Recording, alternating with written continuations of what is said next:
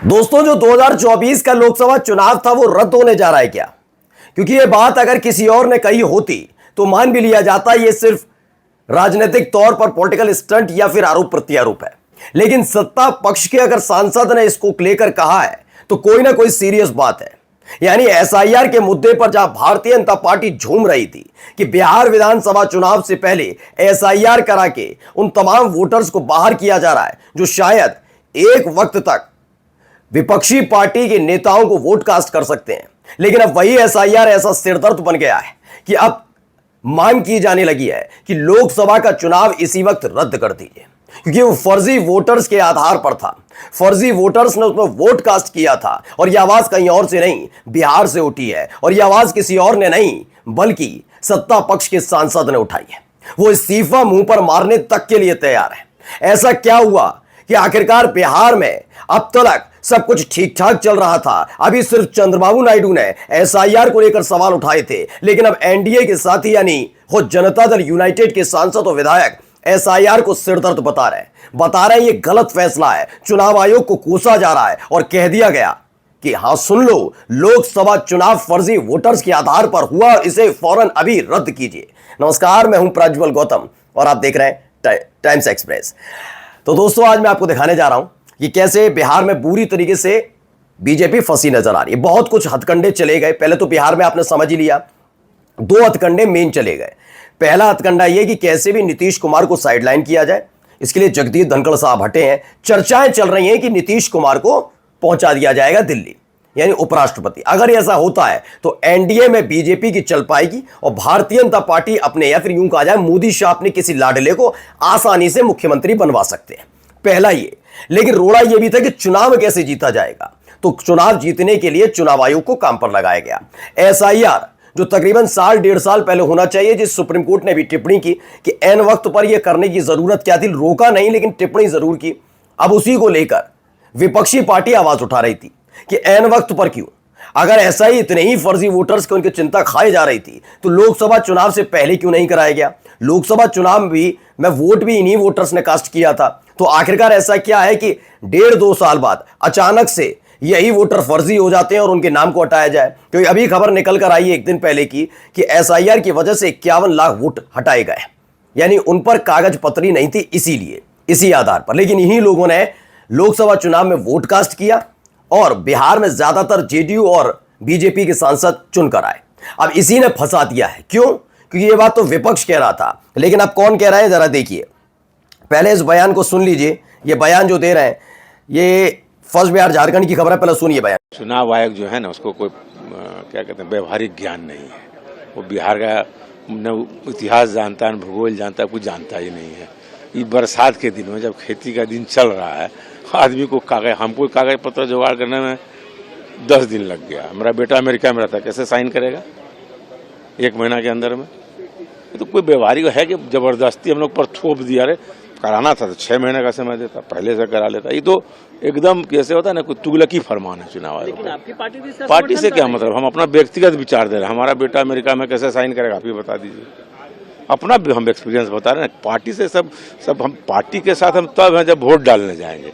बाकी मेरा तो कुछ स्वतंत्र विचार भी है ना, ये मेरा स्वतंत्र विचार है। आपका बयान है ना, मुझे भी मान सकते हैं। पार्टी को खिलाफ का क्या बयान है? सच्चाई यही है।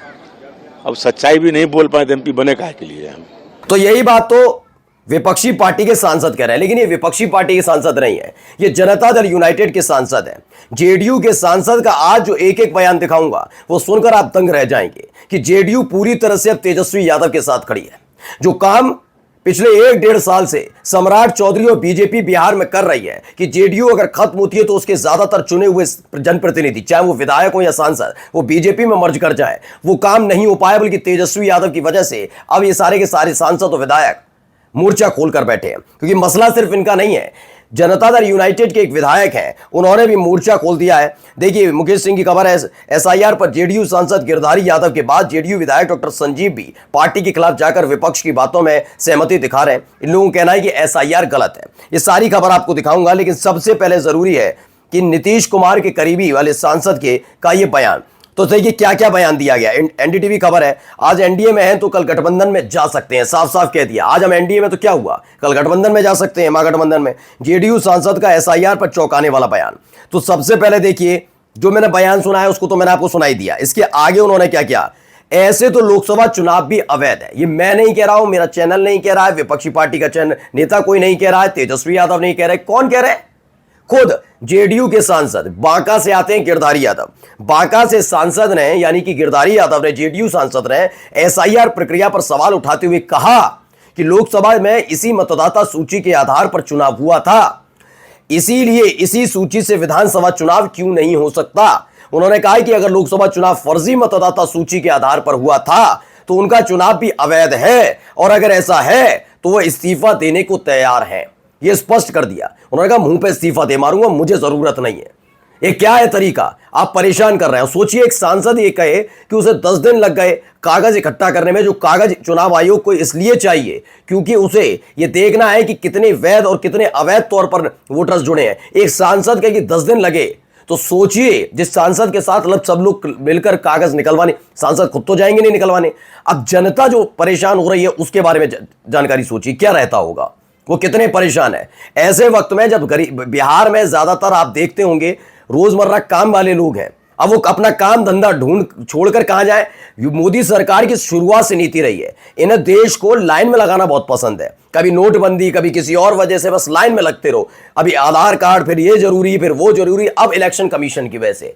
अच्छा, ये जानते हैं कि अपना काम धंधा छोड़कर कोई इलेक्शन के लिए नहीं लगेगा तो आराम से उनके नाम कटते जाएंगे। अभी तक 51 लाख वोट कटने की बात निकल कर आई है। खुद माना गया है कि 51 लाख लोग ऐसे हैं जिन पर कागज पत्र नहीं मिले, यानी 51 लाख वोट आराम से डिसॉल्व हो जाएंगे।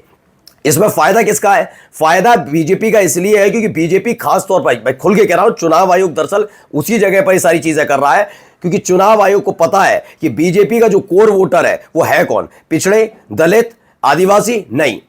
इनके कोर वोटर दूसरे लेवल के हैं जिनके, इसीलिए वो कागज के आधार पर खेल करते आ रहे हैं और ये सारी चीजें हो रही हैं। हाल ही में आपने देखा कि अजीत अंजुम जो पत्रकार है उन पर भी एफआईआर दर्ज हो गई जब एसआईआर को लेकर उन्होंने पोल पट्टी खोली, ये हड़कंप मच गया था। अब इसी को लेकर जनता दल यूनाइटेड के सांसदों ने मोर्चा खोल दिया है। अच्छा, बात इतनी भी होती तो और कोई बात नहीं थी।